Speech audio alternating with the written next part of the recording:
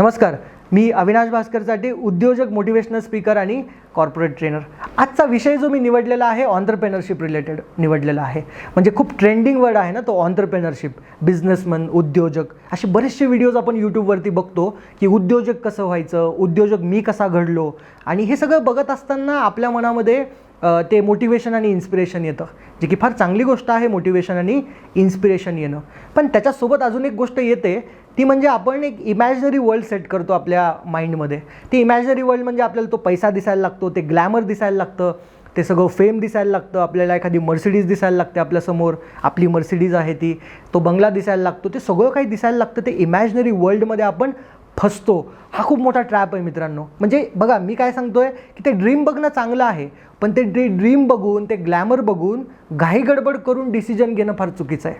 आता हे सगळं इमॅजिनरी वर्ल्ड सेट झाल्यानंतर आपण एक डिसिजनपर्यंत येतो, एक बिझनेस सुरू करायचं ठरवतो. बिझनेस सुरू करायच्या आधी सगळं काही आपल्याला त्याच्याबद्दल पॉझिटिव्हच दिसायला लागतं. आपल्याला वाटतं की ह्याच्यामध्ये खूप पैसा आहे, ह्याच्यामध्ये आपल्याला वाटतं की खूप प्रॉफिट आहे, खूप जबरदस्त हा बिझनेस चालेल.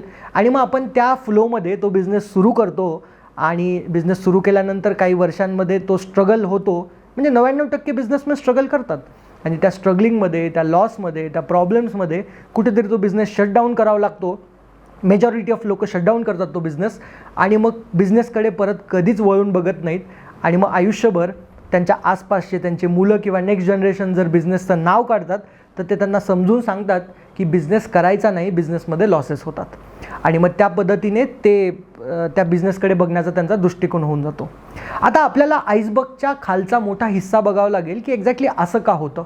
त्या झाडाच्या मुळापर्यंत जाऊन आपल्याला बघायची गरज आहे की एक्झॅक्टली असं का होतं. मला पर्सनली असं वाटतं की बिझनेस सुरू करत असताना ज्यावेळेस मोटिवेशन आणि इन्स्पिरेशन आपल्या मनामध्ये उत्पन्न होत असतं, जनरेट होत असतं, त्यावेळेस आपण त्या इमॅजिनरी वर्ल्डच्या ट्रॅपमध्ये फसतो आणि चुकीचे डिसिजन्स घ्यायला लागतो.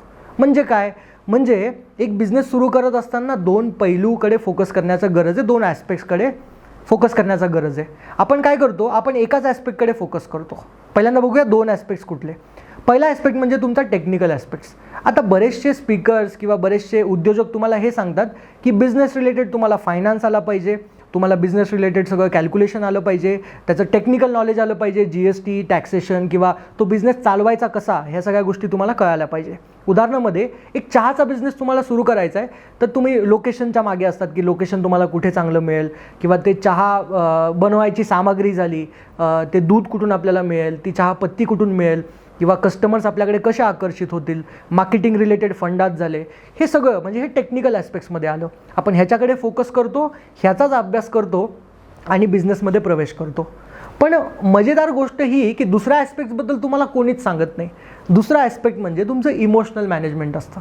इमोशनल मॅनेजमेंट म्हणजे काय की तुम्ही दबावमध्ये असताना, प्रेशरमध्ये असताना कसं स्वतःला बिहेव करतात, कसं तुम्ही ॲक्शन्स घेतात, तुमचे बिहेवियर काय असतात. मित्रांनो, ऑन्टरप्रेनर किंवा बिझनेसमॅन ज्यावेळेस तुम्ही बनतात ना, ते ग्लॅमर वगैरे सगळं तुमच्या लाईफमध्ये असतं, पण ते फक्त 1% आहे. 99% हिस्सा तुम्ही प्रेशरमध्ये असणार, तुम्ही स्ट्रेसमध्ये असणार, तुम्ही तणावामध्ये असणार, तुम्ही डे टू डे ऑपरेशन्समध्ये बिझी असणार, आणि तुमच्यासमोर वेगवेगळे प्रॉब्लेम्स येत असणार. आता त्या प्रॉब्लेमसमोर तुम्ही कसं ट्रीट करतात, स्वतःला कसं बिहेव करतात, त्यावरती तुमच्या बिझनेसचा सक्सेस रेशो डिपेंडंट असतो. आणि मुळात आपण हे शिकतच नाही. म्हणूनच भारताचा जो रेशो आहे म्हणजे ईज ऑफ डुईंग बिझनेसमध्ये, तो फार कमी आहे. आपण बिझनेसला तेवढे कम्फर्टेबल नाही होत, कारण आपल्या प्रत्येकाला काय वाटतं की आपण सगळे परफेक्ट होतो. इमोशनल मॅनेजमेंटकडे कोणी फोकस नाही करत.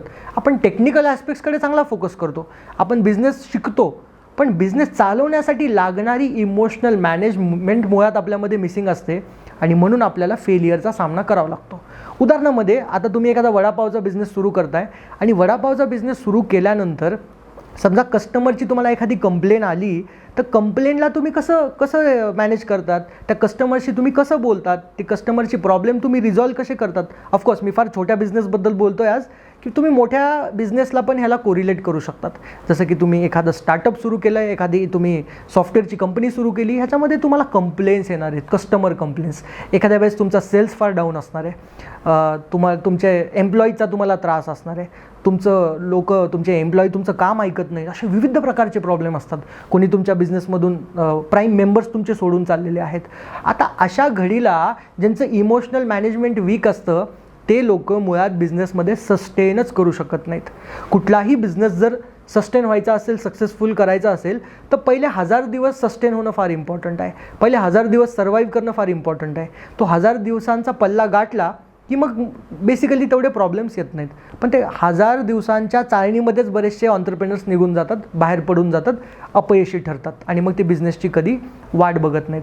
तर संदेश मला ह्या व्हिडिओ मार्फत काय द्यायचा आहे तुम्हाला, की टेक्निकल ॲस्पेक्ट्स तर इम्पॉर्टंट आहेत, टेक्निकल ॲस्पेक्ट शिकणं गरजेचं आहे, पण 80% तुम्हाला फोकस करावं लागेल तुमच्या इमोशनल मॅनेजमेंटवरती.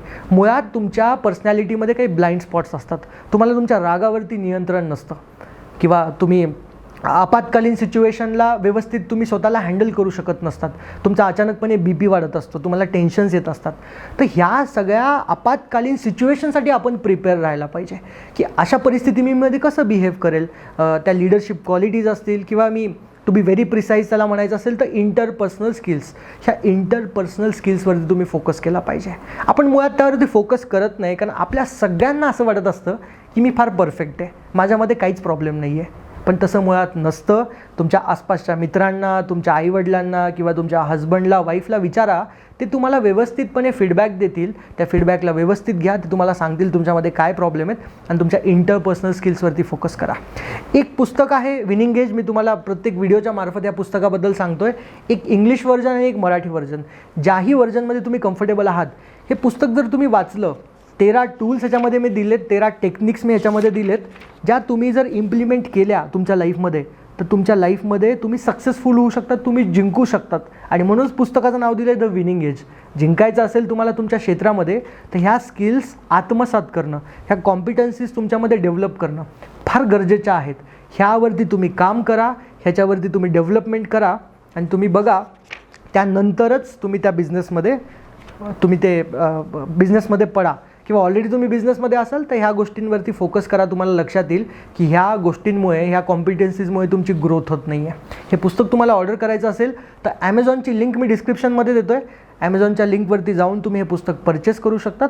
पुस्तकाची कॉस्ट तेवढी काही जास्त नाही आहे, पण पुस्तकामध्ये जे काही tools and techniques me discuss केलेत, हे प्रूव्हन टेक्निक्स आहेत, हे इंटरनॅशनल टेक्निक्स आहेत, वेगळ्या वेगळ्या ऑथरचे, सायकोलॉजिस्टचे. आणि ते टेक्निक्स तुम्ही इम्प्लिमेंट करा. तुमच्या लाईफमध्ये सफलता, सक्सेस तुम्हाला नक्की मिळेल. आशा करतो तुम्हाला व्हिडिओ आवडला असेल. व्हिडिओ आवडला असेल तर व्हिडिओ शेअर करा आणि लाईक करा. माझं मिशन आहे महाराष्ट्रातल्या आणि भारतातल्या लोकांना मोटिवेट करण्याचं, त्यांना गाईड करण्याचं काम मी करतो आहे, त्यांना दिशा देण्याचं काम करतो आहे. भारताला अजून मजबूत भारत बनवूया, सशक्त भारत बनवूया. त्यासाठी तुम्ही माझी साथ द्या, चॅनलला सबस्क्राईब करा. Thank you so much. पुढच्या व्हिडिओमध्ये भेटूया. तोपर्यंत जय हिंद.